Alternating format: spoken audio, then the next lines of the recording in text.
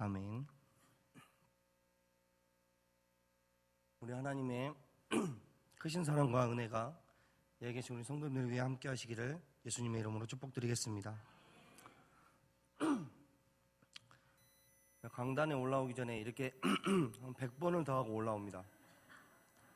그런데 한 번도 가래가 안 걸리다가 신기하게 이 자리에서 무슨 말만 하려고 하면 잠깐만 기다려 주십시오.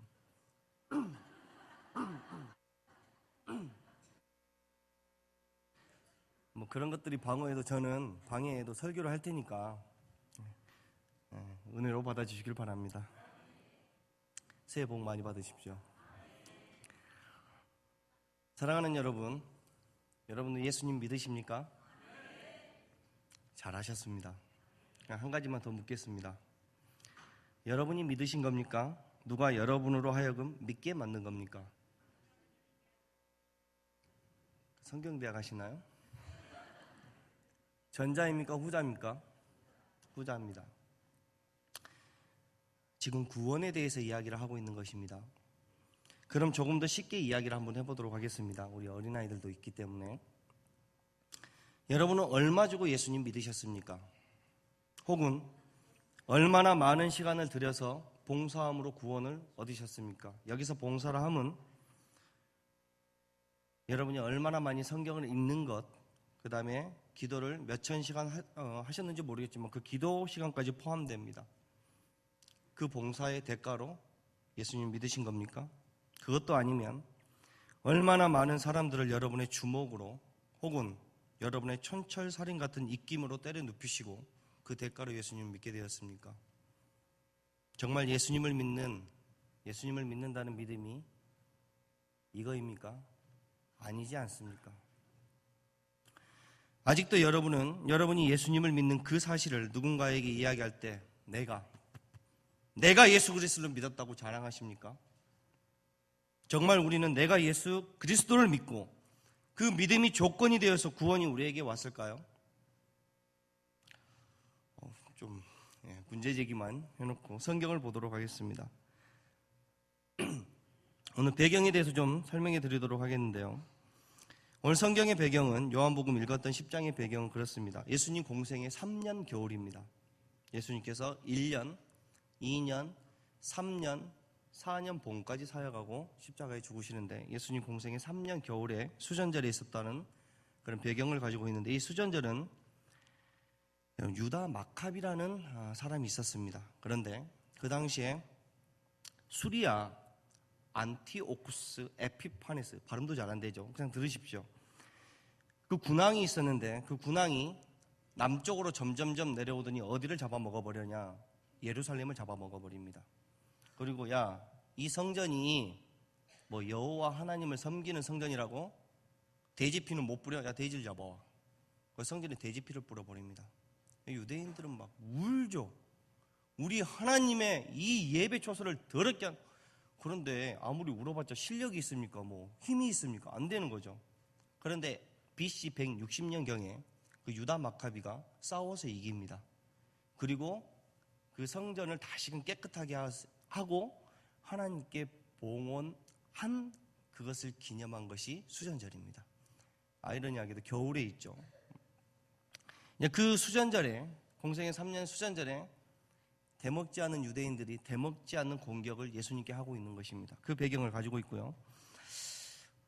저는 여러분과 오늘 살펴보고 싶은 것은 어떤 강해나 그런 것이 아니라 본문에 살펴본 구원에 대해서 좀 살펴보고 싶은 것입니다. 그럼 본문 성경에서 구원에 대해서 좀 이야기를 하고 계시고 유추할 수 있는 것이 있는데 몇 가지로 좀 유추할 수 있느냐? 한 4가지로 좀 유추할 수 있습니다. 우리가 받은 구원에 대해서. 첫 번째, 25절, 26절을 통해 확인할 수 있는 것은요, 유기된 자, 즉 하나님으로부터 버림을 받은 자는 어떻게든지 예수님을 믿지 않는다는 것입니다. 여러분, 우리가 솔직히 터놓고 설교가 좋아야 예수님 믿습니까? 아닙니다. 여러분, 예수님이 공생에 3년 동안 말씀을 선포하셨는데 그 예수님께 공격하러 나오는 자들 보십시오. 안 되는 자는 안 되는 겁니다. 두 번째, 구원받은 자들은 예수님이 내 양이라 지칭합니다. 맞습니까? 그 양들은 예수님의 뭘 듣습니까? 음성을 듣습니다. 여기서 음성이란 말씀입니다. 말씀을 들으면 예수님을 알고 예수님을 따릅니다. 그러니까 뭘 유추할 수 있냐면 여러분이 말씀이 안 들린다. 굉장히 심각한 겁니다. 밥을 안 드셔야 돼요. 새벽기도 철야 다 나오셔야 됩니다. 말씀이 안 들리는데 식사를 하신다. 여기까지 하겠습니다. 세 번째, 영생은 예수님이 주신 겁니다. 28절에 나와 있습니다. 내가 믿어서 주는 것이 아니라 그분이 주시고 그러하기 때문에 영원히 멸망하지 않는 것이 우리가 받은 구원입니다. 그렇기 때문에 예수님 손에서 절대로 빼앗을 자가 없는 것입니다. 맞습니까? 네 번째입니다. 더 정확한 것은 예수님이 주신 줄 알았는데 아버지께서 믿는 자들을 예수님께 주셨다는 것입니다. 예수님이 주신지 알았는데 원래 누구 거라는 것입니까? 하나님 거라는 것입니다. 그럼 여러분의 구원의 시즌은 어떻게 되겠습니까? 내가 믿어서 구원을 받는 겁니까? 하나님이 이미 정하신 겁니까? 그러니 구원은 우리가 무엇을 한다고 이루어지는 것이 절대로 아닙니다. 믿음까지도요. 또한 예수님 손에서도 빼앗을 수 없는 것처럼 만물보다 크신 하나님의 손에도 빼앗을 수 없다는 것이 오늘 읽은 본문에서 적어도 네 가지로 구원에 대해서 설명하고 있는 것입니다. 여기서 멈추지 않습니다. 이것을 뒷받침해주는 성경이 또 있습니다. 한번 찾아볼까요? 로마서 1장으로 한번 가보시도록 하겠습니다. 로마서 1장, 1장만 찾아 놓으십시오.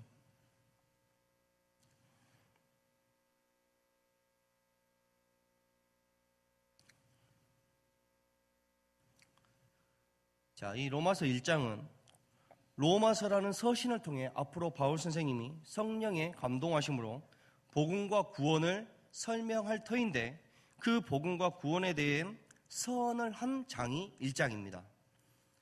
근데 그 서언을 한 1장에서 바울 사도가 무엇을 소개하려고 하냐면 복음을 소개하려고 합니다. 나는 이제 16장까지 복음에 대해서 설명할 건데 복음은 딱 세 가지로 나온다. 몇 가지라고요? 세 가지를 이야기합니다. 1절, 복음과 구원은 누구의 것이라는 것입니까? 하나님의 것이라는 것입니다. 찾으셨습니까? 2절, 복음과 구원은 성경에 미리 약속한 것이라는 것입니다. 그러니까 복음에 대해서 세 가지로 표현하는데 첫째, 복음은 하나님의 것이며 둘째, 복음은 성경의 선지자들이 그리스도에 대해서 미리 약속한 것이며 마지막 세 번째, 9절 보십시오. 복음은 누구의 것이라고 합니까? 그의 아들, 즉 예수 그리스도의 복음이라고 부릅니다. 맞습니까? 이 복음은 세 가지밖에 없습니다. 하나님의 복음, 성경에 미리 약속한 복음, 그 아들, 즉 예수 그리스도의 복음이라 불리는 복음밖에 없다라는 것입니다. 어떻습니까? 조금 전에 읽었던 요한복음하고 똑같지 않습니까? 그런데 우리 인간들은 자기들이 믿었다고 그 믿음을 구원에 대한 조건으로 삼아서 자랑을 하고 다닌다는 것입니다. 뭔가 잘못됐다고 생각하지 않으십니까? 그럼 목사님, 우리가 믿기는 믿었잖아요. 그것이 구원의 조건이 되지 않는다면, 그 믿음조차도 자랑할 수 없다면 도대체 우리는 무엇을 자랑해야 됩니까? 라고 묻고 싶으실 겁니다. 제가 대답해 주는 게 아니라 성경이 대답하죠. 우리 에베소서로 가보시도록 하겠습니다. 에베소서 2장 8절 9절을 한번 찾아보시겠습니까? 에베소서 2장 8절에서 9절입니다. 아주 유명하고 여러분들도 아주 잘 알고 계시는 성경 구절이실 겁니다. 2장 8절에서 9절 같이 한번 읽어보실까요? 시작. 너희는 그 은혜에 의하여 믿음으로 말미암아 구원을 받았으니 이것은 너희에게서 난 것이 아니요 하나님의 선물이라. 행위에서 난 것이 아니니 이는 누구든지 자랑하지 못하게 함이라. 아멘. 믿으십니까? 그럼 이쯤 와서 여러분에게 한 가지 더 묻도록 하겠습니다. 여러분이 천국에 갈 하나님의 자녀라는 사실을 어떻게 확인하십니까? 즉 구원의 확신을 묻는 것입니다. 1번, 잘 풀어보십시오. 어려우니까 객관식으로 내드리겠습니다. 내가 예수 그리스도를 믿기 때문에. 2번, 그 믿음을 신실하신 하나님께서 선물로 지금도 너무나 부족한 저에게 붓고 계시기 때문에. 몇 번입니까?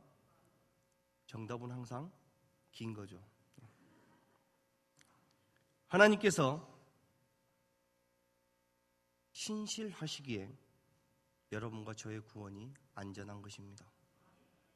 우리는 우리를 너무 잘 알고 있지 않습니까? 게으르고 변덕이 죽을 쓰며 불성실하고 악합니다. 하나님께 대해서 어떻습니까? 버릇도 없습니다. 타인에 대해서 긍휼히 여기는 마음도 없고 나아가 하나님을 아는데 전무합니다. 무지하다는 말입니다. 그런 우리에게 희망을 아직도 거시겠습니까? 내가 믿었다고 자랑을 하시겠냐는 말씀입니다. 그럼 여러분이 믿는 믿음을 자랑해야 되겠습니까? 그 믿음을 값없이 지금도 선물로 내려주시는 하나님을 자랑해야 되겠습니까?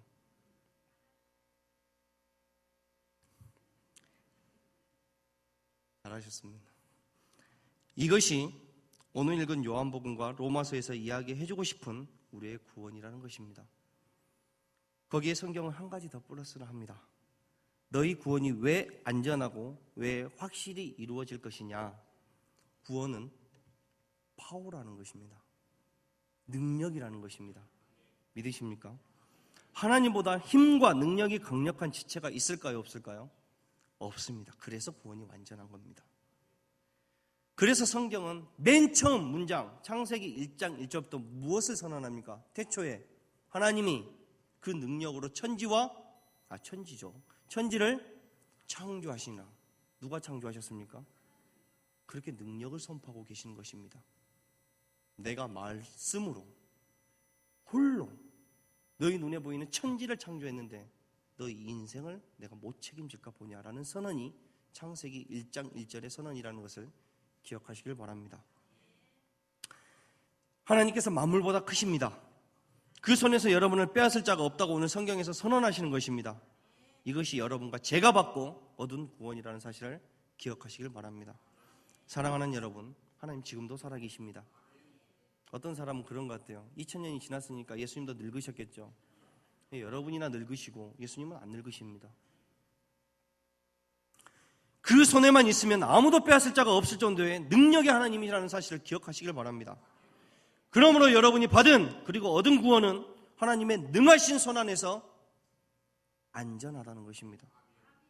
그래서 로마서에서 복음에 대해서 이야기할 때 하나님의 복음, 성경에 약속한 복음, 그 아들 즉 예수 그리스도의 복음이라고 이야기하는 것입니다. 언간생심, 인간은 끼어들 자리가 없다라는 것입니다. 뭐에 대해서요? 복음에 대해서. 근데 왜 여러분 믿었다고 자랑하십니까? 그 믿음이 하나님께서 주신 선물이라고요. 은혜라고요. 그 하나님께서 우리에게 요구하시는 것이 있습니다. 우리는 이것을 잘 들어야 됩니다.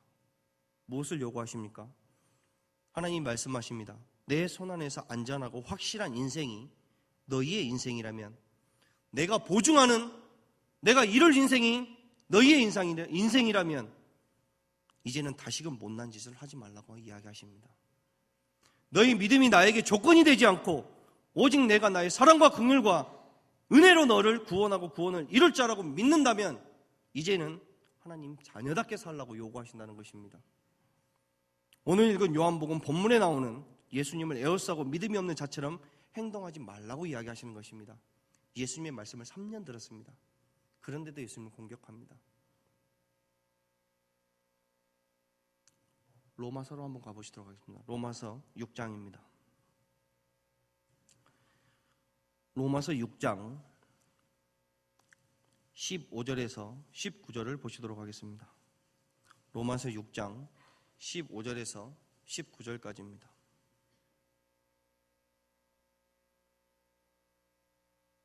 뜻을 생각하시면서 같이 한번 읽어보시도록 하겠습니다. 시작. 그런즉 어찌하리요? 우리가 법 아래에 있지 아니하고 은혜 아래에 있으니 죄를 지으리요? 그럴 수 없느니라. 너희 자신을 종으로 내주어 누구에게 순종하든지 그 순종함을 받은 자의 종이 되는 줄을 너희가 알지 못하느냐? 혹은 죄의 종으로 사망에 이르고 혹은 순종의 종으로 의에 이르느니라. 하나님께 감사하리로다. 너희가 본래 죄의 종이더니 너희에게 전하여 준 바 교훈해 보는 마음으로 순종하여 죄로부터 해방되어 의에게 종이 되었느니라. 너희 육신이 연약함으로 내가 사람의 예대로 말하노니 전에 너희가 너희 지체를 부정과 불법에 내주어 불법에 이른 것 같이 이제는 너희 지체를 의에게 종으로 내주어 거룩함에 누구의 요구십니까? 하나님의 요구십니다. 시체를 살린 내가 너희에게 명하노니 거룩에 이루라는 것입니다. 나 이제 살아났으니까 내 마음대로 살래가 아니라 어찌 죄를 다시 지을 수 있겠느냐. 살리신 분이 있으니 살렸다면 그 살리신 분의 뜻에 맞게 거룩에 이루라는 것입니다. 믿으십니까? 사랑하는 여러분, 하나님께서는 우리에게 말씀하십니다. 이 큰 구원을 나는 너희에게 맡긴 적이 한 번도 없다고 이야기하십니다. 과거에도 그랬고 현재도 그렇고 앞으로도 내가 너의 구원을 책임지시겠다고 이야기하십니다. 그러니 제발 못난 짓을 그만하고 거룩으로 나아가라고 우리에게 요구하고 계신다는 것입니다. 뿐만 아니라 이렇게 큰 구원을 너희의 노력 없이 대가 없이 은혜로 공짜로 받았다면 너희도 제발 타인에게 그런 은혜의 법을 이용하고 세상의 법을 이용하지 말라고 하십니다. 너희는 공짜로 받았으면서도 마치 무슨 너희가 노력이라도 해야 되는 것처럼 왜 타인을 판단하느냐라고 우리에게 묻으십니다. 교회 안에서. 그럼 내가 그 비판하는 것으로 너도 비판을 당하게 한다는 것입니다. 네가 판단하는 것으로 내가 사람의 법으로 판단해버리겠다. 너는 공짜로 받았으면서 교회 안에서 사람의 법을 도입해. 나도 너를 사람의 법으로 판단하겠다. 그럼 여러분과 저는 어디 행입니까? 다 지옥행입니다. 그래서 교회 안에 사람의 법이 들어온 게 굉장히 위험한 것입니다. 가볍지 않고 쉽지 않으며 무섭고 두려운 말씀입니다. 2018년도 새해 첫 주일을 우리는 이렇게 예배를 올려드리고 있습니다. 하나님의 은혜입니다.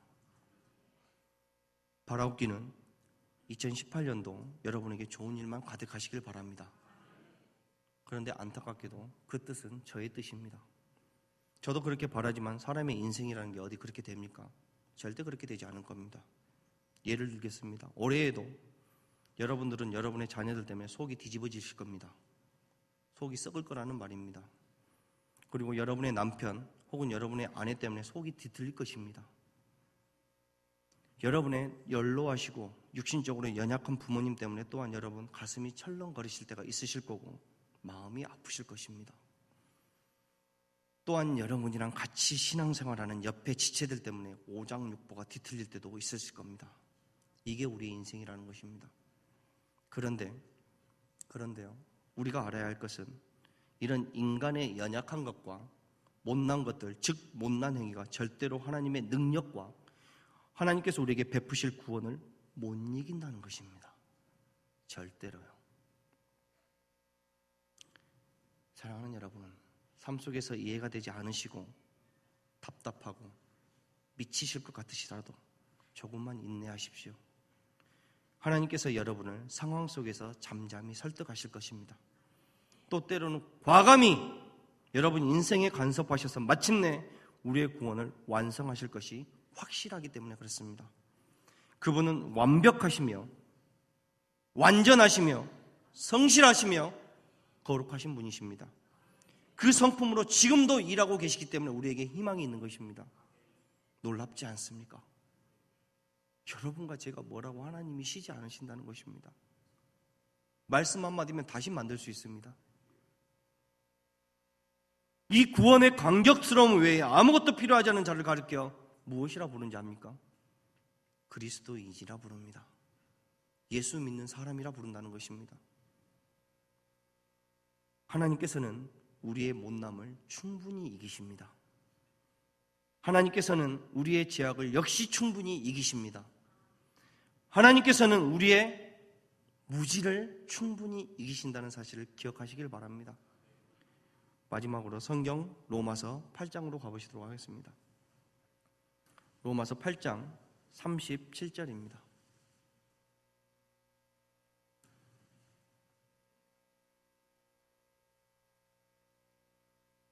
로마서 8장 37절 같이 읽으시도록 하겠습니다. 시작.